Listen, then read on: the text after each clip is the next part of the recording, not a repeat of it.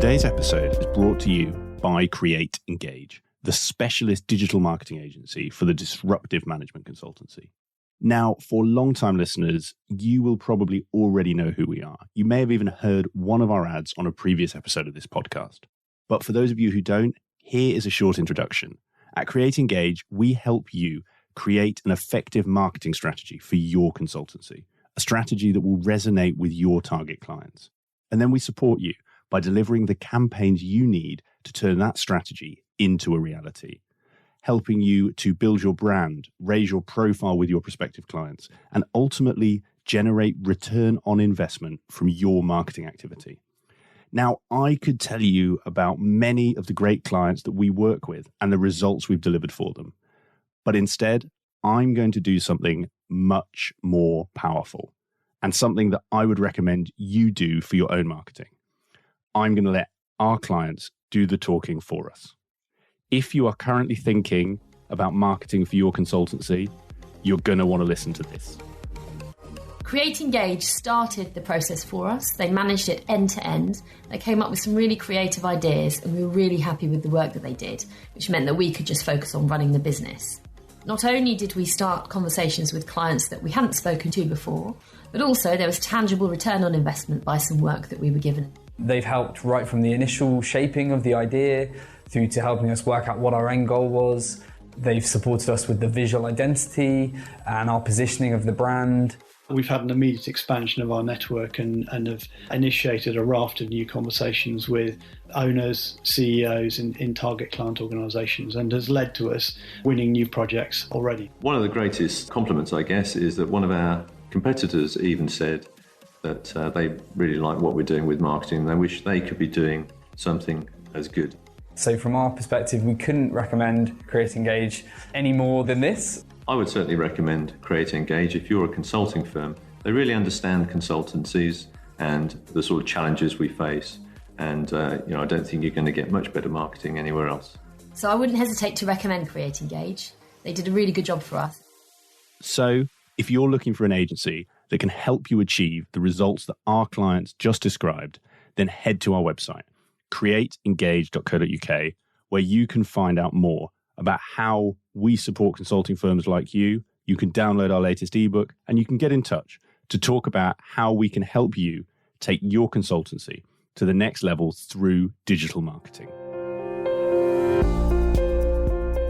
Hi, and welcome to today's very special episode of Climbing Consulting. Today, we have two big milestones for the show. First is, as you've probably seen from the title, this is episode 100 of Climbing Consulting. It is crazy to think that something I started as a hobby and a bit of a passion project just over 4 years ago has got to 100 episodes. Along the way, it has had a huge impact on me and hopefully had an impact on you and your consulting career. From my perspective, it led to launching Create Engage and the business that I now run with a great team and a whole great raft of fantastic consulting clients. It's also led to me meeting some brilliant people as guests who have gone on to be friends, gone on to be clients, and just people who I've learned so much from along the journey. Now, obviously, I want to say a big thank you to you, to my listeners, because without you, we wouldn't have got anywhere near this. I think I've said a few times on the show, I started this with the idea that no one would listen, maybe my family, and I would shut the show down after probably 3 or 4 episodes. And here we are 100 later, and it's amazing to hear the impact that this has for you, the benefits you're getting from it. And I've loved the conversations that I've had with listeners along the way, people like yourself, sharing how the podcast helped them, sharing the impact it's had on their career, and just sharing how you're enjoying it, because that's why I do it, is something for you to help build your career, to help you learn, and ultimately to help you achieve success. The clue's in the name, help you climb in consulting.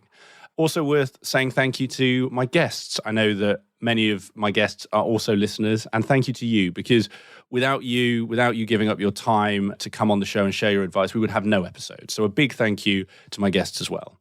And so what's the second milestone? Well, today, episode 100, we have our first OBE. It's an honor. It's a clear sign that the podcast is going up in the world. And it's a nice way to round off that first 100 episodes. And so with those big announcements done, who is today's guest and what are we talking about? Well, today I talked to Hugo Walkinshaw OBE. Over his long consulting career, Hugo has held senior roles in several of the biggest names in the business, including PwC, Deloitte and EY, helping them to build and grow their businesses in Singapore and across Asia. As well as his consulting roles, Hugo is a big believer in the importance of giving back outside of work and has spent much of his latter career focused on giving back to a range of charities and social enterprises. In fact, it was his work with the British Chamber of Commerce in Singapore that led to him receiving his OBE. We had a great conversation for this episode. Hugo made the trip to our office in Bath, and it was brilliant to have a face-to-face conversation for the podcast. And we covered a whole range of topics, including why Hugo decided to move to Asia in the first place, what kept him there for so long, and his advice to others on how to make that move a success. The tragic events that completely reshaped his perspective on life, and his advice to others, his advice to you on how you can learn the same lessons without having to go through that same pain yourself. And how he has been able to balance his roles outside of consulting with his work as a senior Big Four partner. He shares the example of the British Chamber of Commerce in Singapore, how that came about and how he balanced it. And he talks about why supporting charities and social enterprises is such a big focus for him today. Whether you are early in your career and considering a move to Asia, or maybe you're more senior and struggling to find the time to fit all of the passions and projects you want to do outside of consulting into your busy working week, this conversation will give you the motivation and practical advice you need to make it happen. So, with the intro done and dusted, all that's left to say is please enjoy today's episode 100 of Climbing Consulting and my conversation with Hugo Walkinshaw, OBE. Hugo, welcome to the show. Thank you. Well, firstly, thank you for coming all the way to Bath for this. You're actually going to be a very special accolade. You're episode 100. This interview will be episode 100 of the podcast. So thank you for not only making it a special episode, but making the special trip down here as well. No, it's a pleasure. Centenary test. Perfect. And I think we've got a lot to talk about. Obviously, you were introed to me by Jeff over at Lancia Consult, former guest on the show, and he doesn't introduce people lightly. So I'm very excited for our conversation. I know we've had a few chats pre this. So to kick us off, why don't we dive in for those who maybe don't know you as well? It'd be great if you can just share your background and how you got to where you are today. Yeah, absolutely. And please, if I take this conversation too long, wave at me or intervene. So I am a history graduate by background, history through school and then university, born and brought up in the UK. And I didn't really know what I wanted to do leaving university. So in that sort of furious round of interviews and companies turning up on site at uni to pitch their wares, I kind of fell into this category of consulting. And I ended up joining what was then called Coopers & Lybrand Deloitte in 1991. It was a little strange because Coopers & Lybrand subsequently merged with PW in 1998 to create PwC. But prior to that, there'd been various parts of the world where the firm had gone off and done different things. So 1991, Coopers & Lybrand Deloitte in London. I then went with Coopers to Asia in 1995. I rejoined Deloitte in 1999 and stayed with the firm until 2014, at which point I moved on to EY, still in consulting, still in Asia. And then after that into a small privately owned automation and data company. So kind of a little bit beyond the startup, sort of post-Series A. So that, and I was in 2019. So that's kind of the trajectory. So roughly speaking, 30 years in the Big Four in consulting, and then 2 years in the technology world. Kind of within that, the focus was very much around manufacturing. So you always join a sector and you join a service line. So my service line was always consulting. My sector was manufacturing. So in the UK, it was heavy industry. I remember aerospace and defense and automotive dominating the first 4 years of my life. You probably spent quite a lot of time down here, I imagine, with Rolls-Royce and all of the airline and airplane builders over in Bristol. I would have hoped to have done so, but I seem to spend more time in Stevenage and Hickfield going to see British Aerospace. So that was a memorable program of work, but it was great fun driving through London every morning and getting up there. So the heavy industry manufacturing piece just really stuck with me. And when I went to Asia, it became high tech. So just a reflection, I guess, of the industries and their relative importance. So semiconductor equipment, semiconductors, and then that first layer of industries that would benefit from chips. So consumer electronics, domestic appliances, some automotive again, and med devices.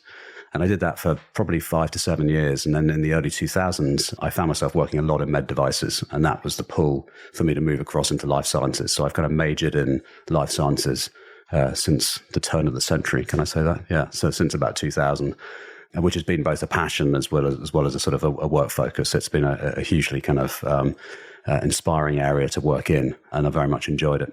And I continue that to the day. So that's now my new role back in the UK. And then from a kind of a competency and a function point of view, I've always been in the back office, if I can use that phrase. So I graduated as a management accountant with SEMA, and I have focused around finance, HR, procurement, and IT, everything from digital transformation through to service delivery models, offshoring work, shared service centers, putting in new systems. And actually that led me on the journey sort of through the digital piece into automation and digitization. So kind of in a rather large nutshell, that's the journey. Quite a lot for us to cover in the next hour and a half or so, but lots of really interesting things to dig in there.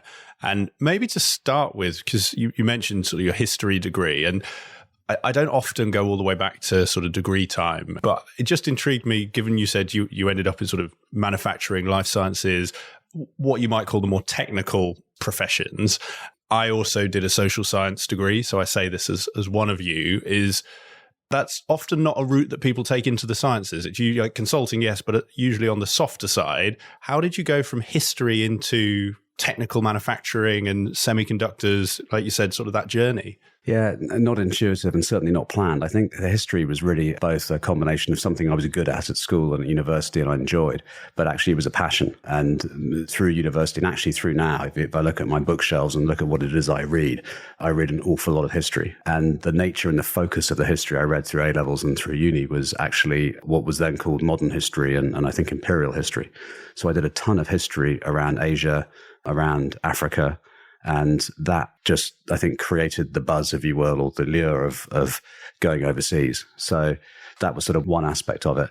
Once I went overseas, I think doing history was about just reading large amounts of material and being able to distill it down. So it was about being able to consume information and then to play it back and to form some conclusions and to look for patterns and to look for repetitions. And I think all of that actually is fairly applicable in most walks of life. So I see it as maybe just a core discipline that it gave me in terms of the structure of the course and the learning mechanisms. But actually the content was much more relevant to where I ended out as opposed to what I was doing. No, it makes a lot of sense. I think, like you say, it's that skill in consulting to absorb reams and reams of information and then distill that, which I imagine a history degree gave you in spades. I'll kind of jump how you got into consulting and take me back there if it's a poignant story, but I'd be really interested in that move to Asia. The reason being, it's not quite over yet, but COVID is soon going to become the past. I know you were saying actually out in Asia, it's very different at the moment, so that might help anyone thinking they're going to go. It might be another year. But for people who are thinking about moving countries, continents, traveling with work, I'm always interested to speak to people who've done it because it's quite a big thing to do. And I imagine when you did it, it was an even bigger thing because that was the days before Facebook, WhatsApp. The connectivity wasn't there to just chat with your friends at home. How did that opportunity come about? Really interested in and sort of what was it that led you to actually go, yeah, I'm going to do this? Again, not a huge sort of plan. I think it just evolved. But when I left university before I started the role, I had taken a year off after school and I'd gone to Asia. So I had a choice of going to Africa or going to Asia to backpack. And I ended up spending 8 months traveling around Asia, top to bottom, which was fantastic. My wife, who I met at university, had done the same thing and gone to India. So we both had this sort of firm view of the Far East as being a place that we enjoyed and traveled to. And in the 4 or 5 years that we were living in London, we tended to bag up all our holiday and then go and spend a month somewhere. So we went off and did a month in Vietnam and a month in Sri Lanka. And I think just during those years, it kind of evolved for both of us into a place that we probably wanted to go and live. I also, with work, there's a sort of a logical sort of 3-4 year cycle. So you join on a graduate scheme and you do your first 3-4 years of hard yards and go through your associate levels. And in my case, that was in parallel with doing my SEMA management accounting exams. So I got to the end of 4 years and I kind of finished the exams and qualified and got to the end of the graduate program. And there's a lot of people who at that point pivot and go and do something else. So people want to go and join a bank, or people want to leave and go and start their own company, or go and work in a smaller company, or move out of London. So it's definitely a pivot moment. And we also found a lot of our friends were beginning to kind of move in together and settle down, and it all looked scarily grown up, kind of way too early. And we just thought maybe it's worth having a look to see if we could go overseas. And I think the luck for me was that the two people that recruited me out of university both went overseas. So after 4 years, I found that the two mentors, or the kind of guys I worked for, became mentors. One had gone to Africa and one had gone to Asia. And so there was that sort of, actually I had a choice, and they came calling and just said, come and join us. And so we got faced with the choice of Johannesburg or Singapore. And actually quite torn. I think that the conclusion we came to is that we could work in one and travel in the other, and that probably working and living in Asia and traveling to Africa was a better bet than working and living in Africa and traveling to Asia.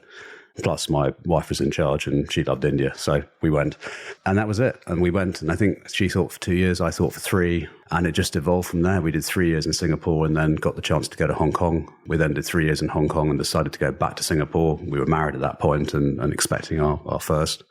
And that was the pivot to move back. We then had a couple of children fairly quickly, and suddenly it was 2005 and we've been away 10 years. So it just catches up with you. It wasn't like we went to a place and stayed there. We were moving around a lot and having a lot of fun. And it just became a bit of a self-fulfilling prophecy 27 years later. I love it. And I was going to ask you why Singapore over Johannesburg, but you answered that for me. And how did you find it moving there in those early days? Because I think, that story says why you ended up there. And like you said, as mentors, that sort of opportunity and luck meet each other. How was it when you moved over there? Because again, the world's now a much more connected place, but what were those early, start sort of talk about the time frame that's relevant, a few weeks, months. How did you find moving over there?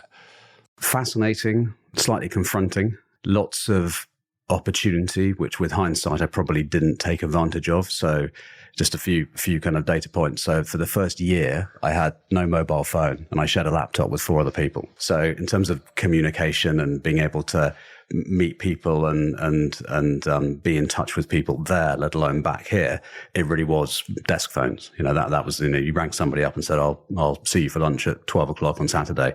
And that was it. You had no way of cancelling. So kind of, it was old school. It was very analog. Can I just pause a second? How did you share was that a timeshare basis? Was it sort of a, first come first? How did that work? It stayed firmly in the office and we rotated through it on an hourly basis. And that was enough to check our Lotus Notes mail and to work in, whatever it was called back then, freelance graphics. So yeah, I feel very old saying that, but it was a case of it was basically a desktop, a laptop that we use as a desktop, and it stayed in the office. So not good. So I think there was definitely that sense of having to be much more forward. And when people say, I've got a really good friend who lives in Singapore, or a friend of my parents lives in Singapore, here's a number, call them. There's a massive sort of reluctance to do so. And I think that's probably maybe a British reserve thing. But with hindsight, I wish I'd done more, because when you're on the other end of that and somebody rings you out the blue saying, so-and-so's put me in touch, you absolutely expect it. You absolutely want to help people. You'll get people over for a drink or dinner. You'll take them out, and you give back, because everybody has been in that position at some point. And when you're first in that position, you don't know that. So there's probably a reluctance. And I think if I could go back and change one thing, I probably wish I had taken advantage of some of those connections that I was given. So you have to be confident, and you're not being rude. You're not interfering. You're not kind of getting in the way. People give their details because they expect to be called. So I think it was about just being bold and just embracing it. It's a really interesting thing. So a friend of mine in Bath, actually, he lived out in China for a long time and talks a lot about exactly that kind of expat network and that connection with people who are moving there. And, that sort of carries you almost, it becomes a bit of a club. How did you do it then? So obviously you didn't take some of those phone calls you said. How did you start to bed into Singapore? And was it work friends? Was it other clubs? How did you do that in the early days? So if you're younger, you don't have kids, then there's a few logical things. So so if you turn up and you have children in school becomes quite a magnet. Sports, if you love your rugby or your cricket or your football, you join clubs and you turn up, and again, it's very sort of welcoming.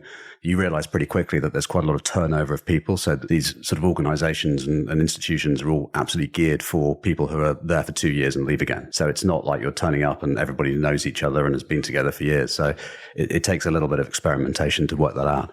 the workplace. So just meeting people at work, people are very, very friendly, very giving. They make a real effort to take you out for food and sort of get you bedded in. And kind of luck, just connections. So the younger brother of my neighbour in London, who I'd sort of known for 3-4 years, was also moving out to Singapore, and he moved out the same week that I did. And turns out he'd been raised there and his mum still lived there. And so that was a great kind of segue for us into seeing places and meeting people very early on that I think a lot of people perhaps wouldn't ever do if they were there for 2-3 years. So kind of plugging into the Singaporean community, finding great places to eat, just sort of getting under the skin of a location pretty quickly. So again, luck, but I think also you make your luck. So I'm hesitating because I want to go on to the work life, but just because you mentioned around how long you've lived there, and I know I didn't actually talk about it with Jeff, but I know he lived out there for a long time, has done for a long time. Just what you said there around the fact that it is geared up to people that, they do a stint, like you said, 3-4 years, you do your time and then you come back, you've had your fun. Actually, given you stayed there for an extended period of time, almost, how do you build those connections? Do you just accept that you make really great friends for 3 years that you then, you keep, but you don't see as much? Or how have you approached that? Yeah, it's a strange one because when you're first there, you end out, it's a bit like going to university, and in the first term, maybe even the first year, you meet all sorts of people and you kind of, you're conscious that you're new, and so you just accept everything and you reach out to everybody and you make friends, and you just get to know a lot of people. And then in years 2 and 3, you begin to kind of gravitate back towards people that you feel familiar with or comfortable with, and kind of moving out of halls and going into houses and into smaller groups kind of helps that process. And then after university, that sort of continues, and you end up with a core of people that you've just got tenure with and lots in common. I think being overseas is similar. Some of the cities that are very international. So I think the word expat gets used quite a lot. Probably means different things to people. But for me, an expat is somebody who's gone for a short term with a company with bells and whistles in their contract and sort of benefits and so on. But it's short term. And generally speaking, it kind of positions you already with a group of people. A lot of people will go not on expat terms, so they'll go on local terms, which just means you get hired locally like anybody else and pay taxes locally and so on. But it means that you've got a likelihood of more tenure. And when you first arrive overseas as a foreigner working in a country or working in a city, you end up in that university first year kind of mindset. You're just meeting lots of people. And then after 2-3 years, a lot of people leave. So you're going very fast on a hamster wheel with a very sort of limited sort of cycle. And you find lots of people leave, and it's quite confronting to begin with as that happens.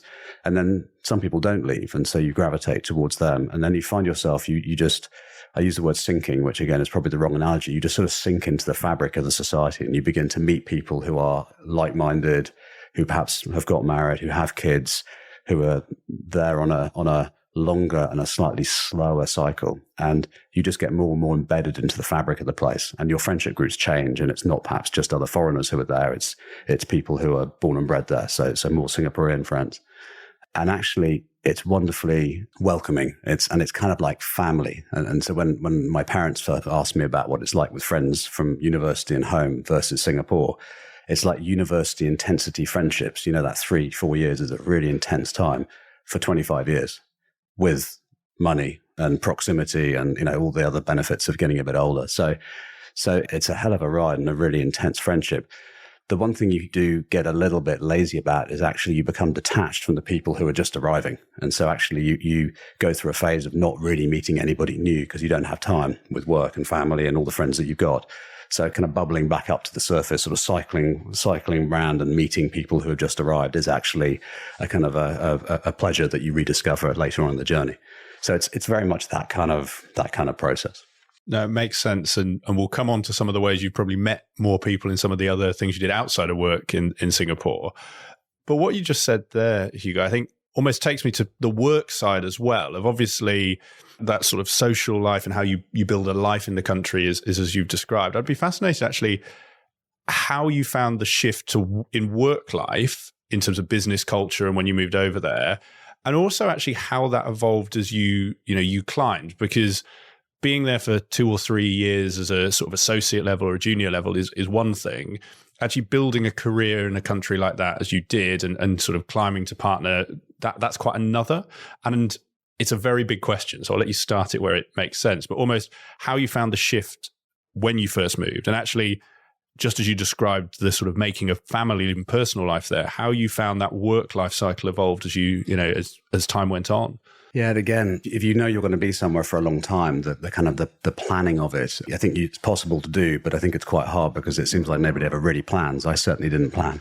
I think I bring it back to a couple of pretty basic things. One is tenure. So if you are very clear you're going for 2-3 years, in your mindset, it's 2-3 years. In reality, you spend the first year arriving and actually you spend the last 12 months leaving. So if somebody comes to me saying, I want to go away for 2 years, I just say too short. You don't really get your head in the game. There's a sort of month 12, 13, 14 when you're at the best moment, but you spend half of it arriving and half of it leaving. So I think 3 years is probably the minimum that you want to do just to be able to get to that sense of actually feeling like you've arrived and you're operating. So we didn't really have any timeline on it. And I think that helped because people felt like we were investing and we were going to be there. So therefore it was worth investing time in us. So I think that's kind of one aspect. I think the second one is just being really open-minded. If somebody says, let's go to a local food court and go and eat some food and it's slightly scary and you're not quite sure what you're going to get, go do it, right? If you say, no, thanks, I'd just like to go and get McDonald's, it's okay. You haven't given offense, but you just slightly put yourself to one side. I saw a couple of colleagues over the years who came out, and one American colleague, and by no means is this any kind of judgment on Americans, but one colleague who came out, and I think he was there for 3 years. His kids went to the American school. He lived next door to the American club. He went to work every day in a minibus and always took food from home into work, and so never had lunch with anybody in the office for 3 years. And then I think did ice hockey at the weekend with his kids in Singapore. And you kind of look at that and just think, actually, what's really the point in being away? And I think for him, it was very much a kind of a career thing, ticking the box, and was really good for his career. He came out in a senior role. But I just feel like you miss so much if you have that mindset. So just being open and embracing it. If somebody invites you to a wedding, go to a wedding, a Malay wedding or a Hindi wedding. I mean, fantastic, completely mad, very different to what we would be used to. Just a great experience. So I think there's that piece. And then the third one for me was just the interest. And if I come back to history, I think there's two aspects that help you in Asia. I think sort of 50% of the challenge is a language. If you're deep in a language, it's hugely helpful in a country. There is no language for Asia that gets you around. If you do Mandarin, you're in China and Taiwan. If you do Japanese, you're in Japan. If you're Korean, you're in Korea. So there isn't some all-purpose language that means that you're mobile and active and relevant. It's a big old place. But if you, in my case, if I did history and I knew the politics and the culture and the last 500 years of what's gone on in the country, the religion, all sorts of stuff, the economies, which nationalities play well, which ones don't, I found that hugely rewarding. So I'm absolutely rubbish at languages. I don't have a language bone in my body, but I know 500 years of history of pretty much every country in Asia. And therefore I've got a level of interest. I've got a level of empathy. And I start off, I think, on a good footing of content and education. And you don't have to do a history degree to have that. You just read, right? But that I think is super important. So you know where you are. I think it's a really key point, and it reminds me, I was reading, there's a great book by Reid Hoffman, the Netflix CEO, called No Rules, Rules, which I actually got from a former guest of the show, Adrian Betteridge, which is all about the Netflix culture. And he talks about, because they're global, and I had to preface it this way because I didn't want to pretend I'd read a book I hadn't, a book called The Culture Map, which is by Erin Mayer. And that the basic premise is exactly what you've said and understanding that. But I'd be fascinated how that plays out, because I think, and I say this as someone who lived in London, London's quite a cosmopolitan city, but while it's cosmopolitan, while obviously it has similar traits, because it's an English city, there's a sort of a slight sense of the English way is the way of doing things. And I'd be fascinated actually how that played out in sort of, the culture of the organizations you were working in when you went to Singapore or to Hong Kong, and actually how much of a shift that was for some colleagues. Because like you say over here, crudely we just say Asia, meaning half of the world. And that's kind of just like saying the West, meaning the other half of the world. But to say our culture is the same as France, to say culture down here is the same as in the north of England is completely off. So how did you see people adapt to that? Because it sounds like something you did well. And almost how did you coach people? Because that feels like something, if someone's listening to this wanting to go out, that could feel quite intimidating, or worse, you bring, saying this as 25-year-old Nick was, you're kind of, I'm a consultant, I can figure this out, I can bash things through. I don't know if that plays well in Asia. You can tell me. So I think there's, if I had a penny for every kind of moment where somebody asked me, did I speak Japanese because I lived in Singapore, or somebody sent me something from headquarters globally and it went to Singapore, China, and disappeared to Shanghai for 3 months and eventually turned up rather battered and very late. Yeah, there's a lot of misconceptions and misperceptions around the Asia Pacific region and what it's like, not least the geography of it as well. Trying to explain to people that popping up to Hong Kong for 24 hours notice for the day to see somebody is kind of doable, and we did it, but it's a long way. It's like saying, could you go to Moscow, please, for the day? So there's a lot of education that goes on. Once you're there, you learn and you understand. You kind of then become a bit of a filter for head office requests and people coming out of the US or out of Europe to ask for help on business projects and so on. And you become a little bit of a lightning rod because perhaps somebody says, do you know anybody in the office? And they say, yes. Well, there's this guy who's just moved out. So you get that kind of responsibility and opportunity quite early. But you do a lot of education. There's a lot of kind of helping people understand how to get things done, the time frames for travel, the time zones and the distance and so on. And it's a bit like being in the land of the blind, the one-eyed man is king. Once you know a bit more than everybody else, and it just evolves from there. So it's actually a huge opportunity as opposed to a threat. I wouldn't ever see that as being a challenge for somebody going out. I think awareness, once you're aware that your view of that part of the world, which is probably based on seeing some movies, reading some books and going on holiday to Phuket or whatever it may be, that's kind of a start, but that's not enough. So turn up and be a little bit humble and be ready to learn. And people will give, they will help.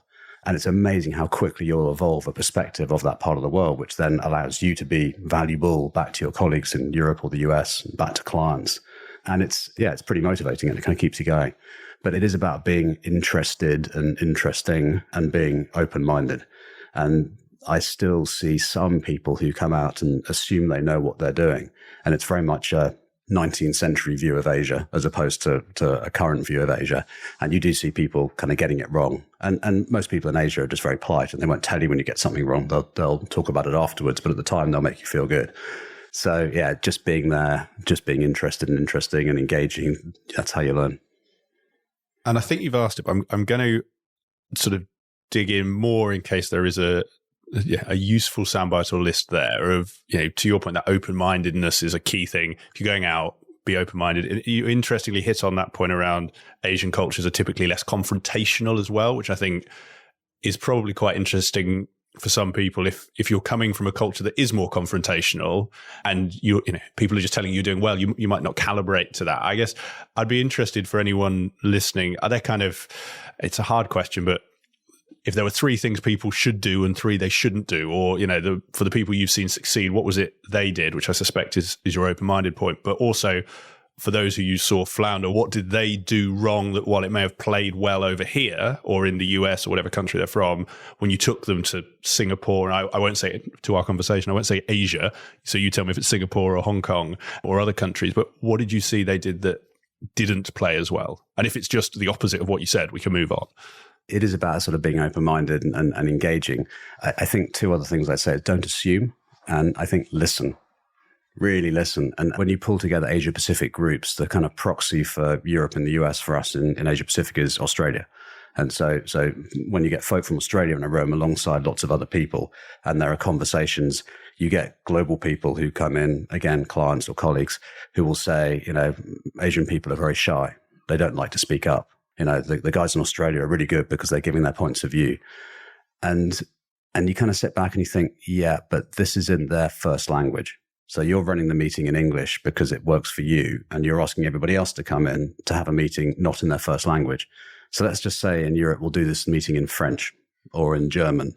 You can see a whole bunch of people immediately from the UK who would be disenfranchised and struggling to keep up. If you did it in Mandarin or in Japanese, you'd be completely excluded. So I think there's that recognition that it's not a first language for a lot of people, and just be a bit respectful of that. I think the second thing is it's actually a lot of people's behavior is cultural, and it's around courtesy. So certainly my colleagues from North Asia, and particularly from Japan, if there's a meeting, they will listen and they will let everybody else have their turn, and they want to have all the facts together and they want to then give an opinion. People mistake that silence for being reticent, and it's not. It's the approach.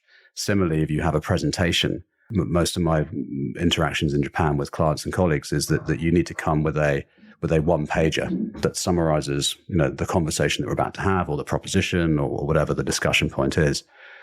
But you have one page because it's predicated that for the last 4 weeks, you've built out the 50 pages behind it, you've done the detail, and you've iterated it individually with every other person that's going to be in the room. So when you turn up, get the one page, and you get a consensus, it's not the first time you've met and it's a one page. It's because you've done that. And I think people, again, mistake that. And then the my favorite one is business cards. So business cards in Asia is a thing, and it's something strange for me coming back to the UK. I've ordered business cards and realized that actually I'm probably never going to use them. COVID has completely killed the business. You can now get, I toy with it every time I see, you can get sort of near field ones that you can tap on people's phones, but the days of the paper one, I think, have sadly gone in this country. But it means it's actually part of a formality and a ceremony where you hand a business card over. So it's part of the hello, how are you? Have you travelled far today? It's handing over a business card. You face somebody, you hold it in two hands, you hand it over, they hand one back. You have a good look and study it intently, and it gives you some sense of grade and their role and so on. And I've been in meetings where somebody has got up at the table and leant across with two hands, and a colleague from the UK has got the business card and with two fingers and flicked it across the table, and it sort of bounced off the table and skidded onto the floor. And my colleague is left there, just I don't think that's something you should do in this country either, is it? So you get those moments where the individual probably hasn't realized they've just committed a massive social faux pas, and it'll be okay, but they've just put themselves into you're a foreigner, as opposed to a step forward, which is, you get that moment. Another favorite of mine is in Japan, you never leave a room and show your back. There's a fine art to leaving a room backwards without showing your back all the way to the elevator. And actually, it's doable.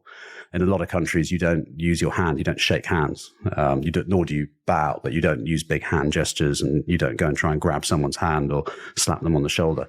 In other parts, there's an awful lot of sort of physicality and intimacy pretty quickly. So there is no Asian way. It's different, and you only learn, frankly, by trying and being there and making some mistakes, but having built a bit of a relationship with people who will gently tell you afterwards, maybe don't do that next time, or maybe this is a thing to do.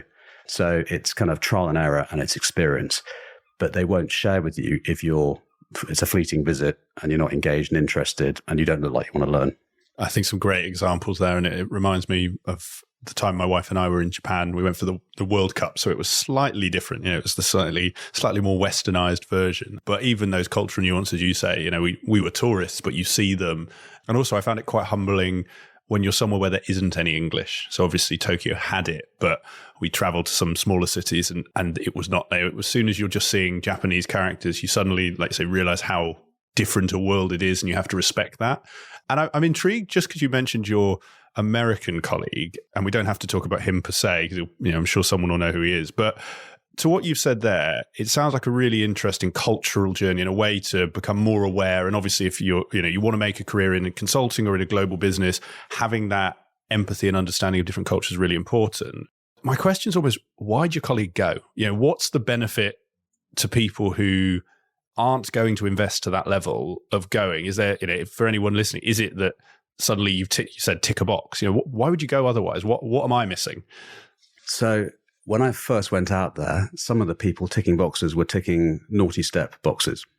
So they had done something wrong in the practice, and as a senior person, they were being parked for a couple of years to be out of the limelight, and the parking was to go and take a senior role in Asia. Oh, really? Yeah. So actually, and again, I'm definitely not going to name any names, but there was a perception that when there was a proactive move from colleagues in the US or Europe to try to place somebody senior in Asia, it was generally a dead wood problem, as opposed to this is a really talented person who's coming to help, et cetera, et cetera. So there was definitely a kind of a sort of filth, failed in London, try Hong Kong kind of mindset to some of this. I've heard similar acronyms, but yes. Which I didn't realize till I got there. And actually I was quite shocked. I was kind of surprised because there were some pretty average people in quite senior positions. And it sort of smacked of, we need to send somebody out from the mothership because there isn't anybody good enough locally. And you kind of think that can't be right. And then actually, as you get to know some of these people and you see where they've come from and what they've gone back to, a surprising number, I wouldn't say a majority, but a surprising proportion actually are moved out to get them out the way because of something that's gone on. I think that dynamic changed, and we then began to get people who needed to come out because they were being groomed for a higher role, and therefore having some international experience was important. Then the next phase was actually, why don't we take people from Asia and put them into head office to groom them for international roles? Because actually it's really important to have that diversity of thought. And I think it's kind of in a much better place now. When I hear localization used as a word, that drives me nuts, because there's a kind of an implicit somehow being local is bad, and it's a cheaper option, and it's about cost and affordability. Actually, it's not always the right thing to have somebody to lead your business if they're not experienced enough. So if you're new into a market or it's a new field, you need to have the right experience, but you need to be thinking about succession and bringing people through, not revolving doors and rotating senior people in. So I think it's evolved and got to a much better place, but I was quite surprised how many people were out there in senior roles, and they didn't want to be there. To your point, it sounds like that's changed now, but that must have been quite an interesting place to be as a sort of someone younger, more junior. In my head, it's going one of two ways, which is looking up the tree and thinking, I can obviously get there because so-and-so's there and look what they're doing. The other side is, oh gosh, I've got no one to learn from because all of these people aren't the best. How did you square that circle? Where did you get, you mentioned around mentors, where did you get that mentorship and advice from? And I appreciate I'm caricaturing it. I'm sure they weren't terrible, but how did you, when you were junior, sift they're there because they're naughty versus they're there because they're good at what they do? So I would start by saying every experience is a learning experience. And to be honest with you, the bad ones that you really remember, you learn more. So it's a bit like when you're doing projects, right? You have some fantastic clients, some great projects, and you want them to go on. And then you have some terrible projects and some terrible clients. And whether it's the institution or the individual or the nature of the work and how it's been sold and scoped, you get some significant scar tissue. And I can probably summarize in 30 years of consulting and 25 years in Asia, I reckon I've got 2 years total of terrible projects that were really hard. But boy, they are 80% of my learning. Absolutely. So when you see these individuals, it's kind of your own moral integrity and your own sort of values. You look at them and you think, yeah, it's not about technical excellence. It's about leadership. And you just intuitively know if somebody's disengaged all the way through to being a bit of a wrong one. And so you look at them and you just think, and you look at the reaction of your colleagues. And when you're in the ranks, people will talk. And so you just look at who's respected and who's not, and why they're respected and why they're not. So there's technical excellence in how you learn. And then there's leadership and motivation and mentoring and coaching. And you have your own judgment, and then you have the judgment of your peers and colleagues. Unfortunately for me, there were as many good people out there who'd come out for different reasons or had grown up out there that were leaders. And it's weird you say mentors. I think it is mentors. I think sometimes people talk about my mentor, and for me it wasn't. I was lucky with 2 people that recruited me and got me out of uni into Kubers and Nyberg and Deloitte.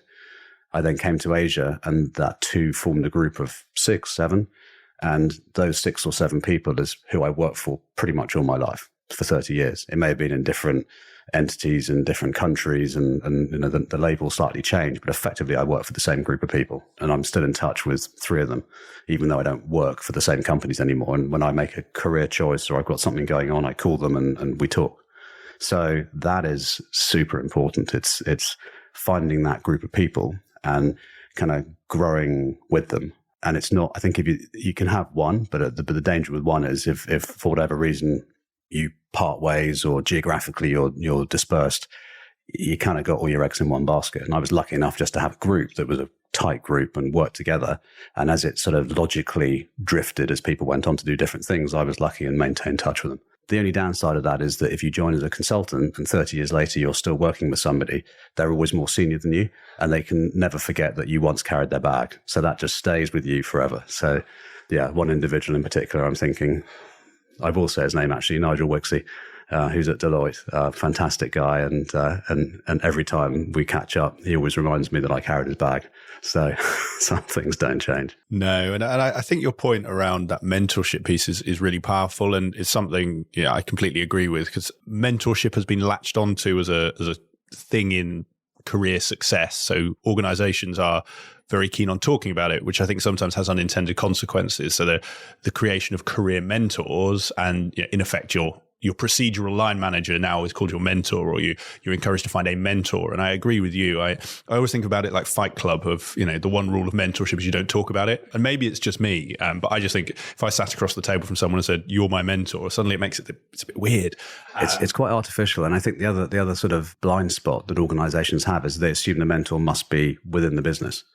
And what I've found, and maybe it's the benefit of having left a business, is actually the mentors don't need to be in the business. Kind of logically, people want that because it fits into an org chart and an HR hierarchy. But actually, as you get older and evolve, the mentors can move on. You move on, and it's actually it's a relationship. It's not a line on a page and in an org chart. So it's something that you have to put effort and energy into, and has to work for both parties. Completely agree, and I think it is that point of staying in touch, building those relationships. The other thing is nowadays that while it might not be an actual person, you can get mentorship. This conversation, your advice will help someone who's listening, and they might latch onto you in that way, take the things that you're saying, which is another form of mentorship. I'm a big podcast fan, as you probably guessed here, being recording one. And just the fact you can listen, you can find certain guests and listen to them, across 10, 20 shows for those who maybe haven't met their mentors in a career, or, they've moved on, or as you said, there's other alternatives as well. But I think you're right. It's not simply, I've been assigned Joe or Jane in the HR hierarchy, so that's the only person I can get career advice from. I want to turn a little, Hugo, and it'll take us towards the story that you've just told, but something when we were preparing for this interview, you mentioned around career tipping points. And I think we've talked around your career, we've talked about various steps, and I suspect there were some tipping points in there, but you shared 3. So I'm just going to sort of tell our audience what they are, and I'll let you pick them up, because you talked about there's sort of a financial stability tipping point, family responsibility, and then a health and wellness. I was really interested in this because very often in our industry, it's easy to focus on just get to, consulting is quite linear, get to the top and then good things happen. So I'm intrigued where these tipping points came and why they were important for you. Yeah, and I think some of them are sort of more visible and more in control and sort of maybe part of the plan or part of the agenda. So if I take financial stability, for me, it was about moving through into the partnership. So this kind of perception that once you become partner, you're kind of on a path to financial stability, and you're very driven, you're very focused, you're making sure that you can afford to buy a house and have a choice about where you educate your children, which, by the way, if you're overseas, is private school only and expensive. So you kind of have to be able to do that.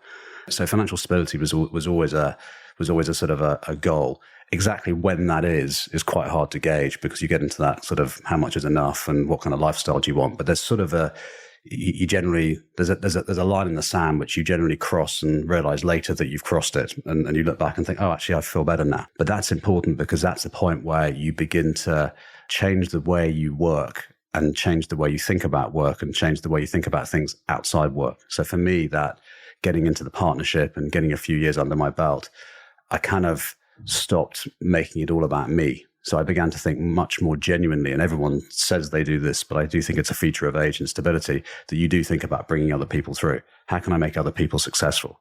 And saying it and meaning it and doing it is 3 very different things.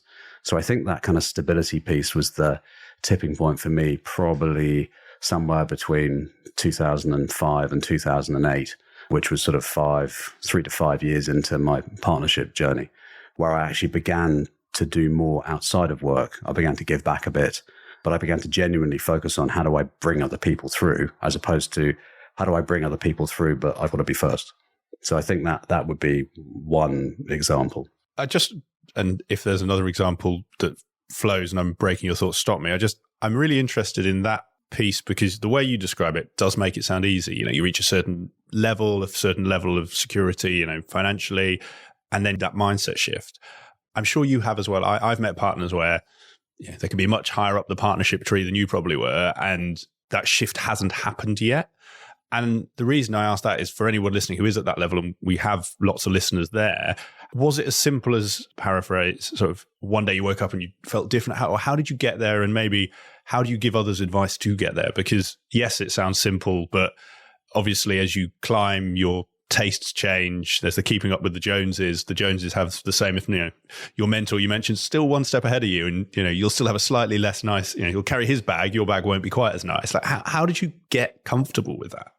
I think it was just, there wasn't a sort of a moment, a sort of flash of inspiration. It was just this sort of growing awareness about giving back, about sort of what else is there. I've reached this sort of plateau. I think the other point as well is I liken this to climbing Everest. When you're on the face of Everest climbing up, there's all these people ahead of you, and you can see the sort of the Hillary steps and what is effectively a full summit, and you can see people going over the top, and that's the promotion to partnership. And you just think, if I can just get there, and you get there, and ahead of you is a massive snowfield with 300 people all roped up in a queue to get to the summit, and you kind of think, okay, I've just stepped out of the championship. I'm now the most junior player in the bottom team of the Premiership. You realize it's just another long cycle. There's kind of moments like that where you look around and think, what else? And I think it's that kind of growing awareness. A little bit sometimes other people, people set an example and you just think, actually, wow, that's really cool. I should do that.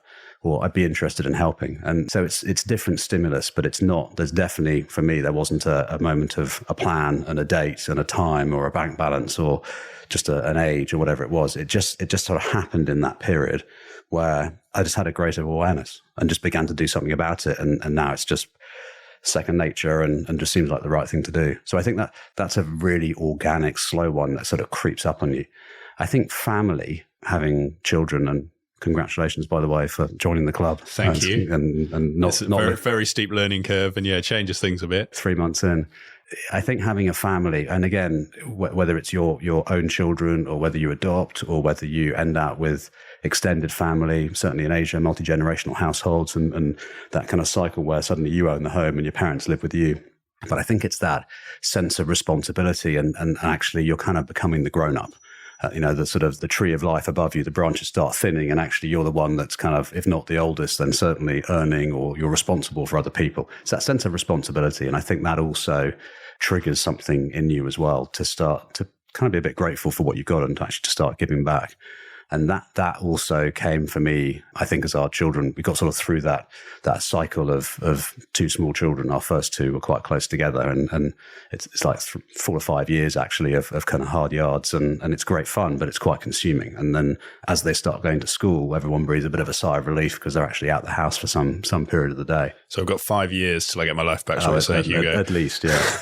And I think, again, there's a logical point there.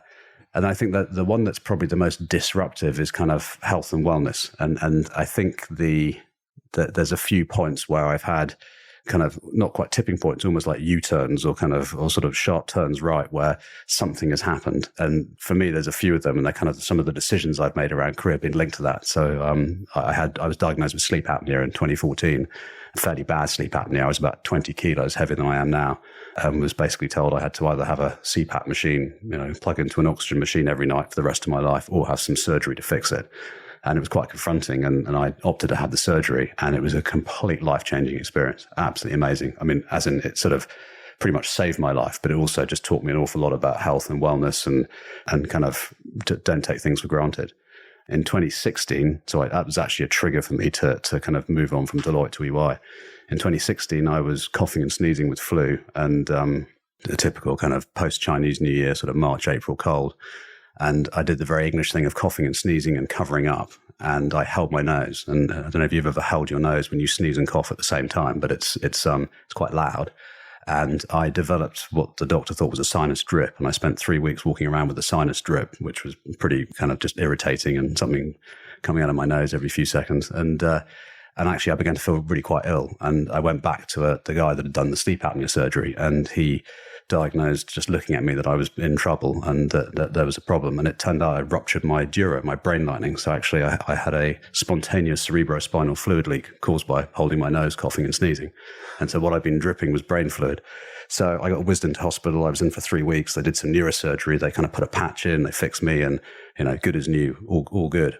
Carpe diem moment. That was a real kind of wake up call to, you can plan your career, you can plan your children's education, you can plan your finances to some extent, you can be in some control of your marriage and your relationship. You cannot plan your health. You can prepare, but you cannot plan. And that was a really tough period. My mother-in-law sadly passed away from cancer the day that I went into hospital. So my wife was kind of on a plane between the two, not sure whether she should be back in the UK dealing with that, or in Singapore dealing with me. And, it just takes you off the railway track of your planned life, and just sort of, again, quite confronting, but ultimately you learn. And then the third one, which was not relevant so much to me, but my sister was sadly killed in a car crash along with her daughter in 2018. And again, that's not just the sort of tragedy and loss and what it meant for the rest of the family, but actually also just watching what could have been us, could have been me. And again, very confronting, and another tipping point, which led me to think after 30 years in the Big Four, maybe I should go and do something different and not sign up for another 10 years and then do something fun at the end. So I think the health and wellness tipping points are much more interventions that tend to be short, sharp and shocking. And, what doesn't kill you makes you better and all that. I do think, looking back on it, I've actually developed as a person and moved on and up from it. But you can't control them, and they happen as well. So I think those are the three layers of tipping points that probably have influenced some of the decisions I've made around career. Well, I'm really sorry to hear about your sister and niece. No, thank you. And actually, you just realise it happens to a lot of people. When you walk around and actually start really looking at people and understanding their backgrounds, you see that a lot of people have gone through the loss of a parent, the loss of a sibling, the loss of a child. And that is unfortunately much more part of life than I had ever thought. And you kind of realise you're lucky. You're sort of you're in a bubble that's an exception rather than the rule. And again, it just makes you see life differently. You have a different perspective. And I think a much more positive one. Obviously, that's going to hit people listening quite hard. But to your point, there may be people who they haven't had that, or they haven't had a health scare. Now, hearing you, I'm a nose holder when I sneeze, so I will now stop. Don't do it. Stop that. This is now a public health podcast as well as a consulting one. But I think for those who haven't got there, and it might have been apocryphal, but I always remember one partner in my old firm used to joke that sort of the average life expectancy of a Deloitte partner was something like 58. And again, we accept all firms here, so I don't know how true that is. Please fact check that. But the reason I mention it is, your point there of you made a conscious choice to not step off the sort of escalator, but to do those other things. And I'm really interested how you made that work, because there'll be people listening to this, and we all know consulting's a full-on career.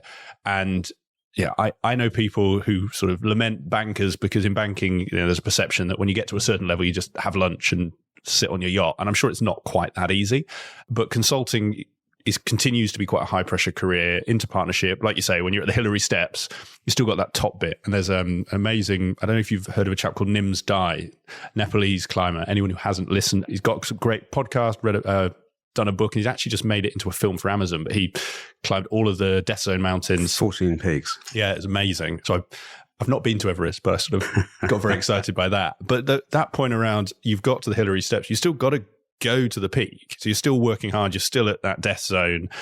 How did you start to structure your life to make room for those other things, both in terms of your own mindset and, the practical things like your own time, but also getting your colleagues to accept that? Because, if you're in a larger firm like you were, it's not just your business where you say, right, I'm off for a bit. You've got an army of partners around you to kind of accept that. And me listening to that, if I was a partner, I think, oh, well, if I do that, suddenly everyone's going to see I'm not here on a Wednesday afternoon. And, well, when it comes to promotions and bonuses, I'm not there. Tell me a bit about how you made that work. So with the benefit of hindsight, and just finishing off the Everest analogy, you actually have to get down. So most of the people that don't make it on Everest die on the way down. And getting there, everything goes into getting there, and you use up the oxygen, or you climb in bad weather, or you ignore the weather warnings and all the kind of into thin air moments. It's actually getting down. And if you liken that career journey to, there is a pinnacle or a point. I don't think the pinnacle is 58 and retirement. I think the pinnacle is probably, late 40s, early 50s. And actually it's about, you've earned the right. You've hit that point. You've been a partner for 10, 15 years, whatever it may be. And what you should be doing now is bringing the next generation through and giving back at work. And that's about getting out of the way. It's about taking on the difficult things. One of my mentors said to me that when the shit hits the fan, you want to be the one that runs towards the fan, right? And when you get more senior, that's what you should do, right? So you should be making it easier for the younger partners and the people coming through into the partnership. If you have any kind of insecurity or imposter syndrome or whatever it may be, it's quite hard to do that, but actually that's just what I believe. So I believe that the pinnacle is earlier in your partner cycle, and that it's about how you manage the last few years, giving back and paying it forward, and still being, visible and billable and leading and chargeable and doing your numbers and so on, but just thinking about the collective. And the biggest challenge, I think, if you look in the US and I think in some of the firms in the UK, they actually have a pension pot. They have a pension pool for partners, and it's in your interest to build the firm, and it's in your interest to leave a sustainable organization, and it's in your interest, actually, in some cases, to get out of the way. Most other firms don't have that. So actually you get completely different behavior. It's in your interest to stay as long as you can, to take out as much as you can, to limit the investments made in the firm on your watch, because that dents your immediate compensation. And it takes a big individual to be altruistic and do all the right things when actually there is no mechanism to reward you, in later life. So I do think the structures of some of the firms, the partnerships, don't make it easy. And therefore it comes back to the individual. It comes back to some of the experiences you've had. And it just comes back to, what do you want to be at work, and do you want to enjoy it? So I think that that's important as a sort of context, because I didn't operate in a place where there were pensions. I operated in a place where you just took your earnings, and when you were done, you were done. And therefore I could see a lot of behavior, and I now understand why that behavior was there. I think if I come back to those triggers and tipping points I talked about, those were probably the things that helped me get my head straight around that. And actually stepping out to do other stuff outside the firm gave me a much greater perspective, and therefore made it easier for me to be a better person in the firm, if that makes sense. And actually to pursue passion and interest as opposed to doing roles by necessity, because it was ticking boxes and kind of making sure I ranked highly on partner performance. You got to take a bit of a risk. You take a bit of a personal risk, and you use your mentors and you use the structure and you go and seek some counsel. But it's kind of like stepping off into a pool where you can't see the bottom. You just got to do it. There's a point at which you just can't get anybody else to tell you to do it. You have to do it. And once you've done it, you don't regret it. I love that. And I think, Hugo, brings us nicely on to some of those sort of activities that you got involved with. And I'll start with the one that just jumped out to me, but please lead to the, if there's others that you think are more relevant or interesting, guide me. Your time with the British Chamber of Commerce, because I also, and we should have said at the start, so I'm remiss, you're the first OBE on the show. So that's episode 100, first OBE. The show is going up. That's no slight to my previous guests. But I'd love to understand, to bring that to life as sort of what you did. Tell me about how that came about, and actually the journey you went on with the Chamber of Commerce, because I think that fits that, to your point, jumping into the pool, and that was the unknown you found. So it was actually the first sort of step that I took to do something more structured outside of work. And it's still got a sort of fairly healthy link to work. But it was just circumstances. It was 2005. I think that the 2012 Olympics decision had just been made, and that whole event decision process was in Singapore. And so all the great and the good were there, and it was quite an exciting time. And I got a call from a colleague at PwC who said, it's Deloitte's turn to provide a treasurer for the chamber. You lot are hopeless and haven't done it for ages. And I think I was the only Brit in employment at the time in consulting, and consulting had never done it. So I kind of got presented with this, you're a field of one, and you really need to say yes. And it just coincided with coming out of the woods with the two younger kids and a little bit of that sort of stability I talked about earlier. And I thought, yeah, all right, why not? And there was a wonderful chap called Terry O'Connor, who was the president. And I went in, and he said, it's a 2-year term, and do the treasurer, and, just play the role. This is what I'm looking for, see if you enjoy it. And if you do, then carry on. And I think there's a 6-year term in the chamber in Singapore, being on the board, after which you have to step out. And it's a good one just to sort of revolve and rotate people. And if you do a treasurer or a secretary role, you can add on. And if you end up being vice president or president, you can add on again to a maximum of 10. And so I started as the treasurer, went into the board, then became a vice president, and then eventually became the president. And it just sort of took a life of its own. And that sort of defined me very much between 2005 and 2015, 16. In fact, it was 2016, because my last board meeting, my last AGM, I couldn't attend because I was in hospital with a leaky brain. So I remember it quite well.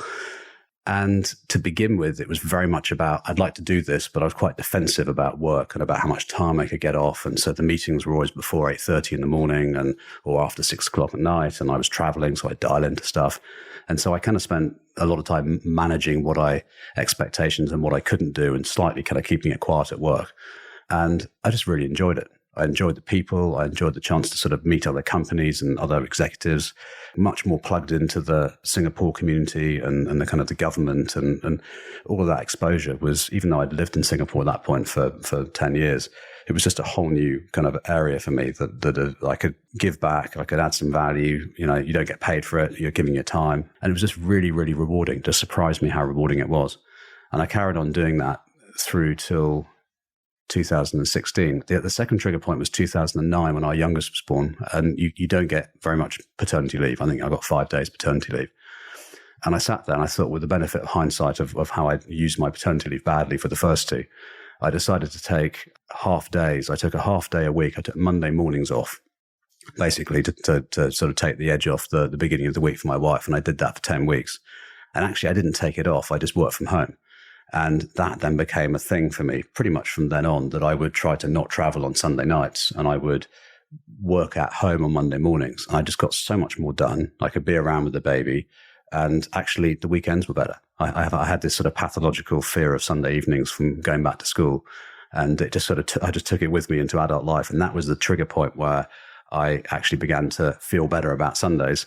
But also I began to proactively kind of plan to allow me to do the things that were enjoyable. And I did a lot of chamber work on Monday mornings.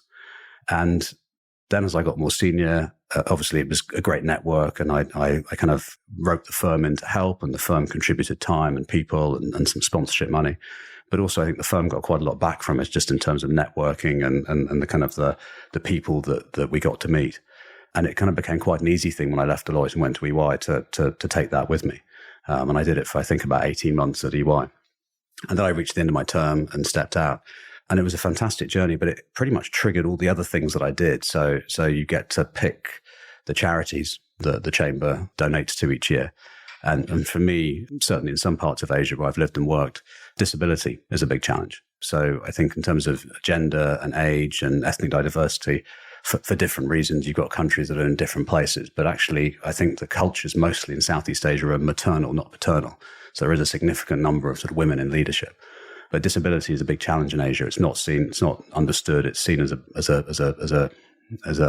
sin, as a stain, and people, tend to hide somebody if they're disabled. And so things like the Riding for the Disabled and being able to kind of get involved in some of those charities was really important.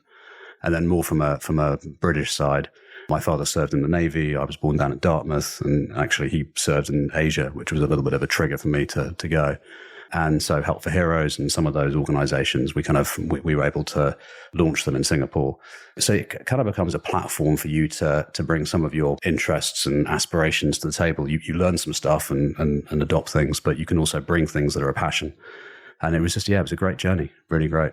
It sounds it, and I mean, there's a lot in there, so I won't repeat all of the great advice. But I remember the Sunday evenings from when I used to travel with consulting, which I don't miss the travel. And I think your point there around just that you can hear the passion in your voice, that giving back, and just that doing good is actually very nice. And you kind of set the tone. And I think working with one or two other partners and bringing disabled people into the workplace and just making sure silly things, but going back then it wasn't the norm, but just wheelchair ramps and just making colleagues aware that when you're talking to somebody in a wheelchair, take a knee, talk to them eye to eye. When you're making lunch plans, think about going somewhere where you can bring them in. I had a colleague who was profoundly deaf who used to work for me. And she taught me wonderful things about how to continue to face a screen or how to continue to face somebody so they could lip read rather than, turning your head away or turning to the whiteboard to put things up. And just awareness. And it's kind of quite humbling. And also, again, just I love learning, right? So learning isn't necessarily a technical thing. It's also a cultural thing, an awareness thing. And it's not necessary that you always learn something from somebody older and wiser than you. You learn from every generation, and you learn from different groups of people from different backgrounds. So you just end that, I think I said, be interested in interesting. It's just that mindset. And so all of this for me was triggered from that kind of slightly opportunity presented to me, a little bit of a hand in the small of my back pushing me towards it moment with the Chamber in 2005. It sounds like a great journey. And I guess interested, obviously that ended in 2016 as president. how did you then fill that time afterwards? Have you taken on, or did you take on sort of a range of charities? How has that void been filled since then? It's a good question, actually, because I had actually accumulated a bunch of things that I was doing, and they pretty much all came to an end in 2016. And some of them logically, some of them I had to because of being ill, because I was pretty much out of the workplace for about 3-4 months. And I kind of took a pause at that point and just thought, I want to work out what next. And I wasn't sure what it was. I didn't want to go rushing into something. And that kind of got me through to 2018, and 2018 with the accident that happened and so on. It's taken me a while to get back to thinking about that, what next. That really started in 2019 when I went to the startup, and part of my responsibilities there, I was chief partnership officer for a year and then chief strategy officer. And one of the things I got to set was the kind of social impact agenda. And that was the time where I think it was the first time I'd actually had a role which kind of included doing this, which was fantastic. And the themes were very similar. So I'll call out 3, which is just where I spend some time. I'll call out 4. One is a fantastic group called With You, With Me in Australia. Tom Moore is the leader and CEO. Small number of guys, all ex-army. And they had very tough experiences coming back into the civilian working world post-military. And it really hit them hard, and it led to them creating the company, which effectively provides really high quality training and education for people, in this case, mostly veterans, around technology, all sorts of emerging technologies. And I got to meet the guys through the role I had at the startup, but we've stayed in touch, and actually it's fantastic. And it's sort of synchronous with Help for Heroes and the military theme through Dad, but basically helping veterans get back into the workforce, but actually addressing a big gap in the workforce around people who are kind of deeply trained and have the right, the match of the profile of the role they did in the military with the kind of, would you be a cyber expert? Are you a kind of scrum master? Are you going to be a configuration person? Are you deep in data and analytics? Do you want to be fronting up to clients? Do you want to be in the background? And just the sort of the moderating and the psychometric tests and the modeling of people to roles. Brilliant organization. So I very much enjoy working with them. A group called Astrid, a charity here, Steve Schutz, who I was chatting to yesterday. They focus on people who are either end of life or dealing with terminal illness. And they provide a forum and training and a passage back to the workplace for the duration of their working life. And actually, they look after them, but they also look after their carers. So basically people who are either physically unable to come back full-time into the workplace or have commitments that prevent them from doing so. So kind of, 20 hours a week and maybe outside of regular working hours. But because disease and illness is indiscriminatory, you've got some fantastic people, highly qualified with great skill sets, who would be a huge sort of benefit to an organization. And they're in a silent, invisible work pool, and they don't fit the norm of kind of mainstream, 40, 45 hour full-time working. And again, a link sort of with Steve through his brother who founded the organization with him and sadly passed away of cancer, ex-Navy, just a few connections there. So I got introduced, and again, we're trying to find ways to work together. And then an organization called The Conduit, which is a social impact club in London, founded by a couple of guys who I know from Asia. And again, the world's sort of first social impact organization, club stroke investment fund, and connecting money with ideas and opportunities and just providing a bit of a voice. And I very much enjoy getting involved there. So just a few things that I've begun to do. It's been difficult between Singapore and the UK and lockdown and so on, but that's kind of where my passion is at the moment. Well, I like how you say just a few things. Those all sound like great things. And to your point, it's clear you're making time with those, obviously, with your new role. I assume the new role is a full-time role? The new role is a full-time role. So actually being able to balance that, as you're sort of practicing what you preach, it wasn't just the lucky call in Asia that you did. Obviously coming back here, you're making it work here, which I think is great for anyone listening who's thinking of doing the same.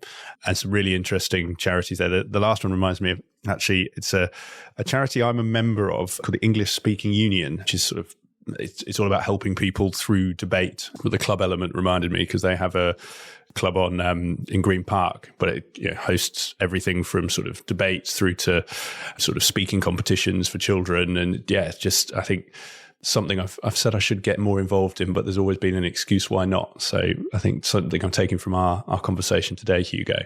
The other one is social mobility, which is something is hot on my list. I think what I'm learning from this is I need to stop saying it will be on my list someday and carve out that time to make it on my list today. But maybe that's one to ask you about afterwards. Yeah, privilege, I think, is probably the biggest issue for me that's reared its head or become very visible in the last 2 years of pandemic. There's a small group of very lucky people who were wealthy and who are now wealthier, and there's everybody else. And I think it's flattened a lot of people, flattened a lot of aspirations. It's eaten up savings. It's caused all sorts of challenges. But I think the world is the stark reality of privilege is much more visible now than it ever has been, and that's in all sorts of societies and across the world. And yeah, that's a little bit of the kind of me wanting to do more at the Conduit is around that. We'll have a chat after this, Hugo, because I'm conscious of our time, and so while I could do that conversation, and I think we will for quite a while afterwards, I'm going to draw us to a close because we've touched on some fantastic topics. Really interesting to hear your journey, and thank you for everything. And I'll close with, I have 2 questions and then one which is entirely optional for you. So the first question is around books. You mentioned you read a lot and have read a lot of history. So I'm intrigued on the answer for this. And I will preface by saying this doesn't have to be business books. In some cases, it's not even books. In today's world, it could be a YouTube or a podcast. But quite simply, what is the book or books that you have either given away to the most people or has had the most impact on you and your journey? I think if it's books, it would be pretty much anything by Yuval Noah Harari. I just have very much enjoyed his a historian and an academic, but just hit the sort of path of his journey. And I started reading him very early on, and he just more and more is in the mainstream and visible through TED and through newspaper interviews. So I constantly push him towards my kids. And also Jared Diamond, who wrote a wonderful book called Guns, Germs and Steel, about how the world evolved, how societies evolved, actually how pandemics evolved. He wrote this in 1994, and he's a West Coast academic. I think he's in his 80s now. He wrote the most sensible piece in the Weekend FT in 2020 about the pandemic and about things to sort of think about and context and so on. So a big fan of his. I sit on a lot of planes in Asia, and I just used to read like an express train. So anything from those 2 guys would be a big push for me. And then podcasts, it would be 99% Invisible, which is a West Coast-based podcast from a gentleman called Roman Mars. And it's essentially about the fundamental sort of designs in our day-to-day life, not just architecturally and structurally, but actually also socially and so on, and hence the 99% Invisible. But just a absolutely brilliant set of podcasts. And I think there are 480 now. And I think I listened to all of them whilst walking during lockdowns and the pandemic. But they are absolutely brilliant. And again, they go back to history. They deal with contemporary issues. They're very global in outlook, and can't recommend it highly enough. Amazing. Well, some great books in there. And the podcast, as I said, I'm a big fan. It's not one I've heard of. So, and we've got a way to go before we get to 400 and however many episodes. So thank you for that. I'll put links to those. So the 2 authors and the podcast in the show notes. I'm actually going to go after this and get the 99% Invisible, because it's always not, I now have the car commute, but that's a good sort of 20, 30 minutes each way where you can really consume a lot. Audiobooks are the same for me, but no, some great recommendations. And then the last question, Hugo, before I ask you where people can find you, is really one about advice. And this could be a wrap up and a recap of things we've talked about. It could be something new that you haven't mentioned, but obviously you've had a lot of people work for you. I'm sure if I spoke to some of them, you'd be their mentor. And so this is really, you've got 3 people in front of you. You've got one who is that graduate, just left university, just starting at the firm. You've got one who's, I'm going to say manager level, middle of the grades, they've got choices, but they're still quite junior. And you've got one who's approaching partner, it's it's the next logical step for them. And the question's quite simply, what one piece of advice would you give to each of those people? Wow. Okay. So for the youngster just starting, I'm pretty much going to say some things I've said already. I would absolutely say, be interesting and be interested. I think that's hugely important, both as a you projecting yourself and what you're looking for, but also receiving. So it's transmitting and receiving, listen, learn, but be proactive.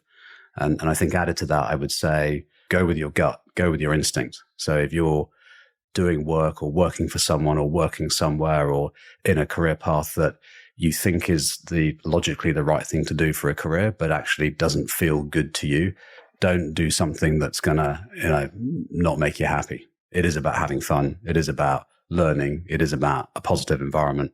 And I think some people, certainly when I was leaving university, ended up going into jobs that didn't suit them, but stayed because it was sort of expected of them. It's kind of what the parents thought or what the peer group thought. So embrace it full on. But if it's not fun and it ain't working, go do something else. For the manager, I would suggest that the key thing for me is, who are your mentors? If you're at that stage, to your point, when you're just starting, it's very hard to say, I found a mentor. You need some time. I would hope and expect when you're 5 years in that you've got a sense of who your mentors are. And it may well be not necessarily the most senior person, but there will be 2 or 3 people already in your work ecosystem who you just respect and you learn from and you want to spend time with. Don't get hung up about formalizing a relationship, certainly not from an organizational HR perspective. But just be open and just go ask and just say, can I lean on you for advice? And you don't need to make a formal process of it, but engage, let the people know. And if you haven't got anyone, it probably means you're not looking. You're a bit too focused on the trajectory.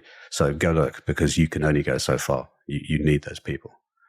To the person about to make partner, 2 things. I'd say, who's behind you?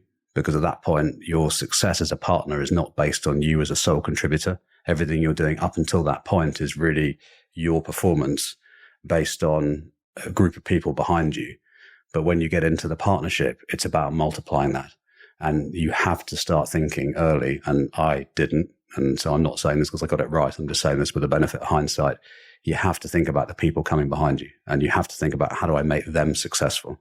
And how do I be honest with them? And so one of my weaknesses was I tried to help everybody, but I ended up spending disproportionate amounts of time with somebody that perhaps wasn't right for the partnership at the expense of spending time with others. And so then people look at you and they judge you and they kind of think, either you can't see they're no good or you can see they're no good and you're choosing to do that. And, whichever way you cut it, it kind of doesn't reflect well on you and it doesn't help the others. So just who's behind you, who are you helping? And I'd also just encourage them to say, what are you thinking about in terms of outside of work? So how are you contributing, to the broader firm, and how are you contributing outside the firm? Some great advice, Hugo, and I think a really nice place for us to end. I've really enjoyed this, and thank you for being episode 100. The only thing that's left to ask is for anyone who has listened to this, wants to find out more about yourself, wants to find out more about the charities and organizations you're involved with, where would you point them to? Where can they find you? Very happy to provide my contact details to you, and however that sort of fits into the podcast and this structure. My Gmail address is on my LinkedIn profile. I have just started working with Cognizant based in London, so I can be tracked down through that route. But yeah, very happy to make myself available. Fantastic, Hugo. Well, we'll put your LinkedIn, to your point, if your email's on your LinkedIn, we'll put your LinkedIn on the show notes. People can find you there.